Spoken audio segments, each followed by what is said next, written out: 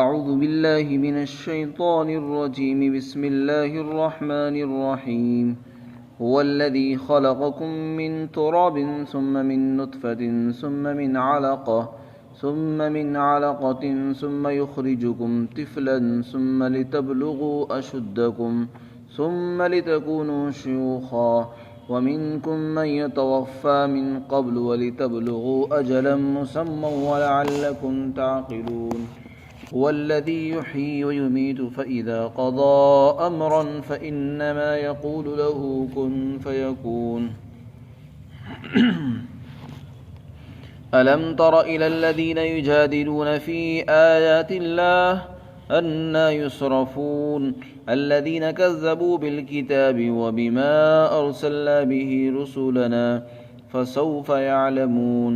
إذ الأغلال في أعناقهم والسلاسل يسحبون في الحميم ثم في النار يسجرون. ثم قيل لهم أين ما كنتم تشركون من دون الله قالوا ضلوا عنا بل لم نكن ندعو من قبل شيئا كذلك يضل الله الكافرين. ذلكم بما كنتم تفرحون في الأرض بغير الحق وبما كنتم تمرحون. ادخلوا أبواب جهنم خالدين فيها فبئس مثوى المتكبرين. فاصبر إن وعد الله حق فإما نرينك بعض الذي نعدهم أو نتوفينك فإلينا يرجعون.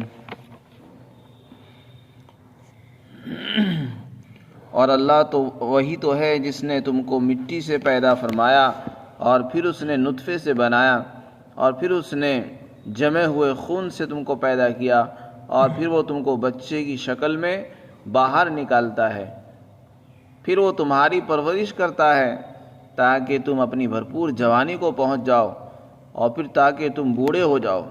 اور تم میں سے کچھ لوگ وہ بھی ہیں جو اس سے پہلے ہی وفات پا جاتے ہیں.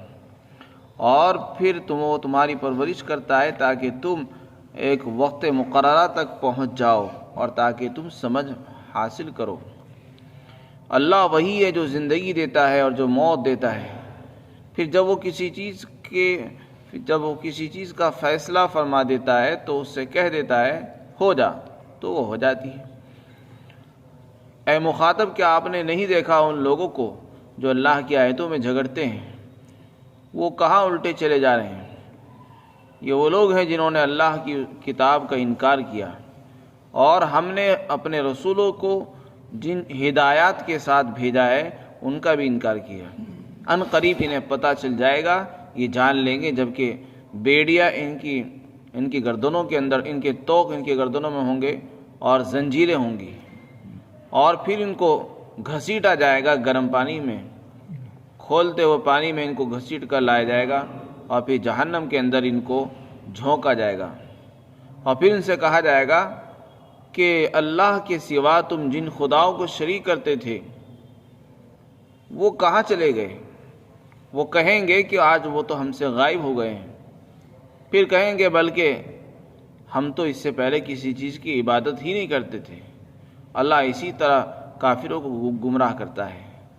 اور یہ سب اس وجہ سے ہے کیونکہ یہ تم زمین کے اندر ناحق اتراتے تھے اور تم لوگ اکڑ مکڑ کر چلتے تھے.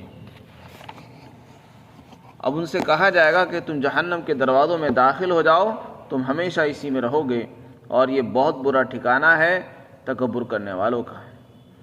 آپ صبر کیجئے، یقیناً اللہ کا وعدہ حق ہے. پھر اگر ہم آپ کو عذاب کا کچھ حصہ دکھا دیں جس کا ہم ان سے وعدہ کرتے ہیں یا ہم آپ کو وفات دے دیں تو آخر کار ہم سب ہمارے پاس ہی ان سب کو لوٹایا جائے گا.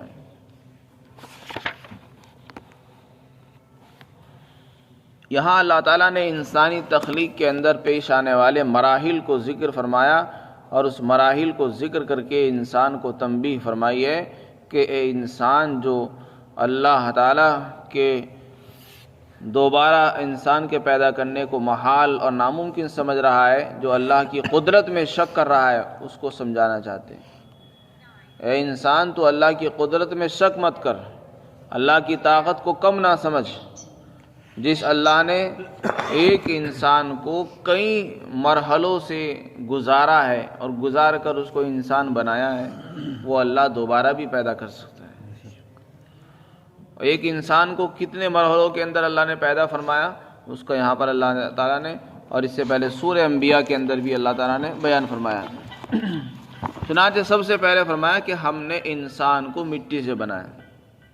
یہاں تو صرف مٹی کا بیان ہے، کہیں بتایا کہ کھنکھناتی مٹی تھی، پھر اس مٹی کے اندر بھی بہت سارے دور ہوئے کہ اس مٹی کو بہت مختلف جگہوں سے جمع کیا گیا، پھر اس کے اندر اس کو گارا بنایا گیا، پھر اس کو سوکھنے کے لیے رکھ دیا گیا، وہ کھنکھناتی مٹی بن گئی، اس سے پتلا تیار کیا گیا۔ تو مٹی سے اللہ نے انسان کو بنایا ہے۔ انسان سے مراد حضرت آدم علیہ السلام ہے، یعنی انسانوں کی جو ابتدا اور شروعات ہوئی ہے وہ مٹی سے ہوئی ہے۔ پھر اس کے بعد اللہ تعالیٰ نے نسل انسانی کو جو شروع فرمایا وہ نطفے سے بنایا۔ تو چونکہ انسانوں میں سب سے پہلے انسان مٹی سے بنے تھے، اس لیے سارے انسانوں کی اصل مٹی ہی کہلاتی ہے کہ سب انسان مٹی سے بنے ہیں۔ بعد والے انسان مٹی سے کیسے بنے ہیں؟ بعد والے انسانوں کی ترتیب اللہ تعالیٰ نے یہ رکھی ہے کہ اللہ تعالیٰ نے ان کو نطفے سے پیدا فرمایا، منی کے قطرے سے پیدا فرمایا، اور وہ جو نطفہ ہے وہ بھی مٹی سے ہی آتا ہے۔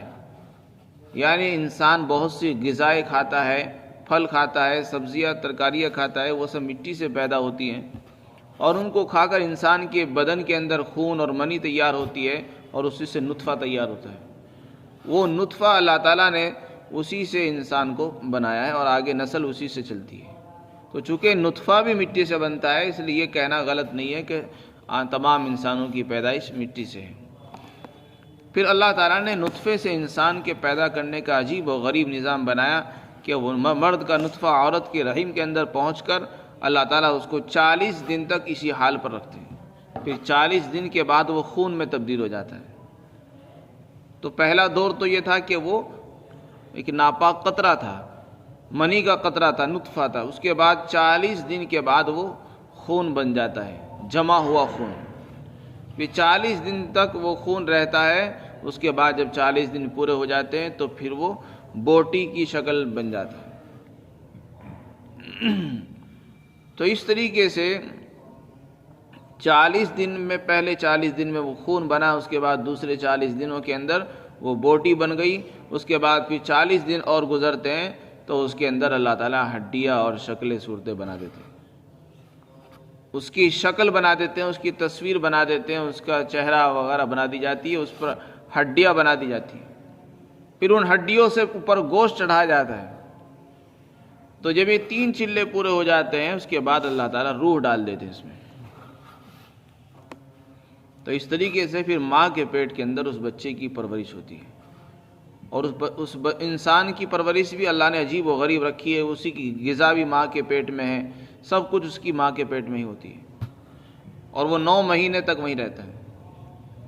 اسی کو اللہ تعالیٰ فرماتے ہیں ثم یخرجکم طفلا، پھر تم کو اللہ تعالیٰ بچہ بنا کر باہر نکالتا ہے، اور پھر بچہ بنا کر یوں ہی نہیں چھوڑ دیتا بلکہ پھر تمہاری پرورش کرتا ہے، تم کو پروان چڑھاتا ہے، یہاں تک کہ تم بڑے ہو جاتے ہو، جوانی کو، بھرپور جوانی کو پہنچ جاتے ہو، پھر تم بوڑھے ہو جاتے ہو۔ پھر کچھ لوگ تو وہ ہیں جو بڑھاپا آنے سے پہلے ہی رخصت ہو جاتے ہیں، کچھ لوگ بڑھاپے کو پہنچ جاتے ہیں۔ غرض یہ ہے کہ ہر ایک کو اپنے وقت مقررہ کو پانا ہے، اللہ نے ہر ایک کے لیے موت کا جو وقت متعین کر رکھا ہے، ہر ایک کو اسے پانا ہی ہوگا۔ تو اللہ تعالیٰ اس سے سمجھانا ہی چاہتے ہیں کہ ایک انسان کو پیدا کرنے میں ہمیں کتنے دور سے اس کو گزارنا پڑا۔ پہلے وہ مٹی تھی، اس سے نطفہ بنا، نطفے سے جو خون بنا، خون سے وہ بوٹی بنی، بوٹی سے وہ ہڈی بنی، اور ہڈیوں کے اوپر پھر گوشت چڑھایا گیا، اس کے بعد پھر اس کی شکلیں بنائی، پھر اس میں روح ڈال دی، اور پھر روح ڈال کر اس کو پالا گیا ماں کے پیٹ میں، اور پھر پورا انسان بنا کر اس کو باہر نکالا، اور پھر چھوٹے سے اس کو اتنا بڑا کر دیا کہ اس کو چلنا بھی آتا ہے، سمجھنا بھی آتا ہے، بات کرنی بھی آتی۔ تو ایک انسان کو جب اللہ اتنے سارے دور سے گزار کر پیدا کر سکتا ہے، اگر وہ مر گیا، مرنے کے بعد کیا دوبارہ اس کے اندر روح نہیں ڈالی جا سکتی؟ روح ہم نے ہی تو نکالی تھی، ہمارے پاس روح ہے، ہم نے روح ڈال دی تو انسان زندہ ہو گیا۔ اصل تو روح ہے، انسان کا جو جسم ہے وہ تو مٹی ہے، اصل تو روح ہے، روح تو ہمارے ہی پاس رہتی ہے. تو جب روح اللہ کے پاس رہتی ہے، جب چاہے گا اس کو لوٹا دے گا. تو جب انسان مرتا ہے صرف اس کی روح نکالی جاتی ہے، جسم اس کا ایسے ہی رہتا ہے. تو اس سے اللہ تعالیٰ سمجھانا چاہتے ہیں کہ انسان اس سے عبرت حاصل کرے، سمجھ بوجھ پیدا کرے کہ انسان کو ہم نے پیدا کر دیا، دوبارہ بھی پیدا کرنا بہت آسان ہے. آگے فرمایا وہی زندگی دیتا ہے، وہی موت بھی دیتا ہے. زندگی اور موت اللہ کے ہاتھ میں، کسی انسان کے، کسی طاقتور بادشاہ کے ہاتھوں میں نہیں ہے. یہ عقیدہ ہم سب کو رکھنا چاہیے کہ زندگی اور موت اللہ کے ہاتھ میں. نہ کوئی کسی کو مار سکتا ہے، نہ کوئی کسی کو زندگی دے سکتا ہے. یہاں تک کہ بہت سے لوگ سمجھتے ہیں کہ ڈاکٹر نے ہمیں زندگی دے دی یا ڈاکٹر کی وجہ سے موت آ گئی ہے. اللہ تعالیٰ ہی زندگی دیتا ہے، اللہ ہی موت عطا فرماتا ہے. تو یہ ہر چیز کو پیدا کرنے والا اور دینے والا اللہ ہے، اسی کے متعلق عقیدہ رکھنا چاہیے.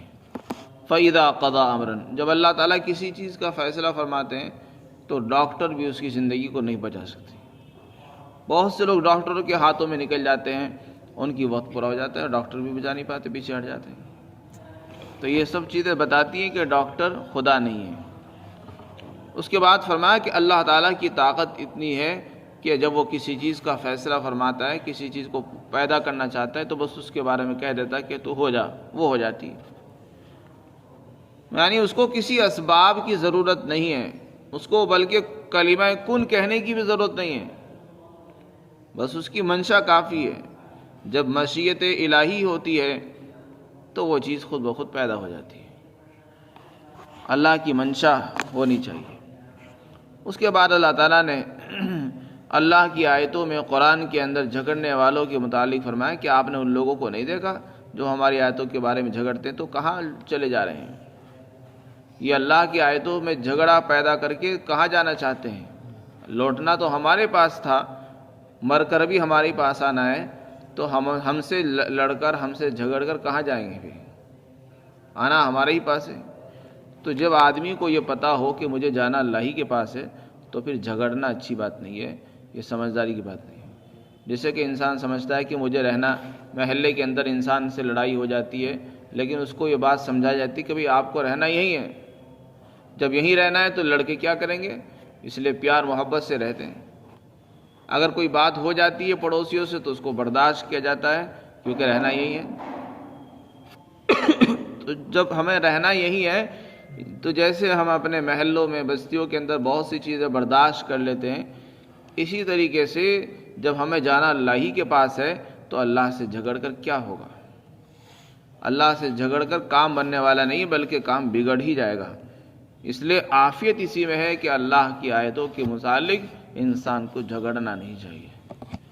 فرمائیں یہ وہ لوگ ہیں جنہوں نے اللہ کی آیتوں کا انکار کیا، قرآن کا انکار کیا، اور جو ہدایات اور آسمانی احکام ہم نے رسولوں کے ساتھ بھیجے ان کا بھی انکار کر بیٹھے تھے. یہ لوگ یہ سمجھ رہے کہ آج ہم انکار کر کے بہت بڑے بن گئے ہیں، کچھ نہیں بنے. لوٹ کر ہمارے ہی پاس آنا ہے. ان کو جس دن آئیں گے اس دن پتہ چل جائے گا کہ انکار کرنے کا کیا فائدہ ہوا اور کیا نقصان ہوا. اس دن ان کے گلوں کے اندر توق پڑے ہوئے ہوں گے، زنجیریں پڑی ہوئی ہوں گی، ان کے پاؤں میں بیڑیاں ہوں گی، اور پھر ان کو گھسیٹا جائے گا. صرف عزت سے نہیں لایا جائے گا، اس دن تو ذلت کے ساتھ لایا جائے گا، گھسیٹا جائے گا. گلوں میں توق ڈال ڈال کر ان کو گھسیٹا جائے گا اور کھولتے ہوئے گرم پانی میں ان کو ڈال دیا جائے گا. پھر آگے فرمایا پھر جہنم میں ان کو جھونک دیا جائے گا، ایندھن کی طرح ان کو ڈال دیا جائے گا. اور پھر ان سے کہا جائے گا کہ تم اللہ کے جو شرکا تجویز کرتے تھے، خدا کے ساتھ تم نے بہت سے شرک کیے، خدا کے ساتھ خود کی خدائی کے اندر تم نے بتوں کو شریک کیا. آج وہ بت کہاں چلے گئے تمہارے؟ کیوں مدد نہیں کرتے؟ تم آج اس مصیبت میں پھنسے ہوئے ہو، تمہارے گلوں کے اندر توق پڑے ہیں، زنجیریں پڑی ہوئی ہیں، تم کو گھسیٹا جا رہا ہے اور گرم کھولتے ہوئے پانی میں ڈالا جا رہا ہے. آج وہ تمہارے خدا کہاں چلے گئے؟ وہ تمہاری مدد کو کیوں نہیں آتے؟ آج ان کو طعنہ دیا جائے گا، طنز کیا جائے گا. تو وہ جواب دیں گے کہ آج تو سب غائب ہو گئے. شروع میں تو یہ جواب دیں گے، پھر بعد میں اپنا جواب بدل دیں گے، کہیں گے نہیں ہم تو اس سے پہلے کسی کی عبادت کرتے ہی نہیں تھے. اس کا ایک مطلب تو یہ ہے کہ ہم عبادت ہی نہیں کرتے تو وہ انکار کر دیں گے، یا دوسرا یہ کہ وہ کہہ دیں گے کہ حقیقت میں وہ عبادت کرنے کے لائق ہی نہیں تھے. عبادت کے لائق تو صرف اللہ ہی تھا. وہ تو ہم نے جو کچھ کیا وہ غلط کیا، وہ عبادت نہیں کرتے تھے ہم سے. اللہ تعالیٰ اسی طرح گمراہ کرتا ہے کافروں کو. اس لیے انسان کو کفر اور شرک میں مست نہیں رہنا چاہیے اور اڑنا نہیں چاہیے، اصرار نہیں کرنا چاہیے. یہ سب کچھ کیوں ہوگا؟ اس کی وجہ اللہ تعالیٰ فرماتے ہیں انسان کو جہنم میں ڈالا جائے گا، توق ڈالا جائے گا اس کے گلے کے اندر، اس کو گھسیٹا جائے گا، ذلیل کیا جائے گا. یہ سب باتیں اس لیے ہوگی کہ دنیا کے اندر انسان بن کر نہیں رہنا چاہتا ہے، وہ خدا بن کر رہنا چاہتا ہے. چنانچہ جو لوگ وہاں جہنم میں ڈالے جائیں گے ان کے متعلق فرمایا کہ یہ دنیا میں زمین میں ناحق اتراتے تھے. اتراہٹ ان میں بہت زیادہ تھی، اترا کے چلتے تھے اور اکڑ کر چلتے تھے. اکڑ مکڑ بہت زیادہ تھی، اتراتے تھے بہت تھے. اللہ کا انکار کرتے، کفر کرتے، شرک کرتے، پھر بھی اتراتے تھے اور سمجھتے تھے ہم ہی سب کچھ ہیں. تو اس لیے انسان کو اپنے آپ کو خدا نہیں سمجھنا چاہیے اور خدا کی طاقت سے مقابلہ کرنا یہ عقل مندی نہیں ہے. اس لیے فرمایا کہ یہ لوگ اترایا کرتے تھے اور اکڑتے تھے. تو آج ان سے کہا جائے گا چلو اب جہنم کے دروازوں میں داخل ہو جاؤ اور ہمیشہ تم کو وہیں رہنا ہے. یہ تک متکبرین کا برا ٹھکانہ ہے. تم لوگوں کو ایمان لانے میں شرم آتی تھی، تم اپنی انسلٹس محسوس کرتے تھے، مسلمان ہونے کو تم حقارت سمجھتے تھے، اپنے لیے حقیر چیز سمجھتے تھے. تو یہ تمہارا تکبر تھا. تکبر کرنے والوں کا ٹھکانہ جہنم ہے اور یہ بہت برا ٹھکانہ ہے. اس لیے آپ علیہ السلام کو بھی سمجھا دیا گیا کہ آپ صبر کریں، آپ پریشان نہ ہوں. آپ نے اپنا کام پورا کر دیا ہے، لہذا اللہ کا جو وعدہ ہے وہ حق ہے، وہ پورا ہی ہو کر رہے گا. اب یا تو ہم ان کو جس عذاب کا ہم ان سے وعدہ کر رہے ہیں، یا تو وہ عذاب ہم ان پر بھیج دیں گے اور ہلاک کر دیں گے، یا پھر ہم اس عذاب کے آنے سے پہلے آپ کو اٹھا لیں گے. دو باتوں میں سے کوئی ایک ہوگی. کوئی بھی بات ہو، آخر کار ان کو لوٹ کر ہمارے ہی پاس آنا ہے. لہذا آپ پریشان نہ ہوں، آپ صبر کریں. ایسا بھی ہو سکتا ہے کہ آپ کی زندگی میں ان پر عذاب نہ آئے اور ان کے مرنے کے بعد ان پر عذاب آئے، اور ایسا بھی ہو سکتا ہے کہ آپ کی زندگی میں ان پر عذاب آ جائے. تو دونوں ہی باتیں ہو سکتی ہیں. لیکن چونکہ دنیا کو اللہ نے عذاب کی جگہ نہیں بنایا، دنیا تو دار العمل ہے، جزا اور سزا بدلے کی جگہ آخرت ہے. اس لیے اگر کسی کافر پر دنیا میں عذاب نہیں آ رہا ہے تو اس سے پریشان نہیں ہونے چاہیے. بعض مرتبہ ہم دیکھتے ہیں کہ ایک آدمی بہت بڑا ظالم ہے، بہت گناہ کیے، اس نے لوگوں کو ستا رہا ہے، مسلمانوں کو پریشان کر رہا ہے. لوگ اس کے لیے دعا کرتے ہیں، بد دعا کرتے ہیں کہ اس پر عذاب آ جائے، یہ مر جائے، ہلاک ہو جائے، لیکن وہ مرتا نہیں. تو اگر وہ نہیں مر رہا ہے اس کا یہ مطلب نہیں ہے کہ اللہ تعالیٰ اس سے خوش ہیں، بلکہ حقیقت یہ ہے کہ یہ دنیا عذاب کی جگہ نہیں ہے. یہ دنیا تو دارالامتحان ہے، دارالعمل ہے، عمل کی جگہ ہے. یہاں تو اللہ نے ہر ایک کو چھوڑ دیا ہے، تم عمل کرو، اچھے کرو برے کرو، یہ تمہارا کام ہے. جیسا کرو گے مر کر ہمارے پاس آنا ہے، پھر ہم اس کا بدلہ دیں گے. تو اصل ٹھکانہ، اصل جو عذاب کی جگہ ہے وہ آخرت ہے. وہیں ہر ایک کو اس کے اعمال کی سزا ملے گی. اس لیے فرمایا کہ لوٹ کر ہمارے پاس آنا ہے.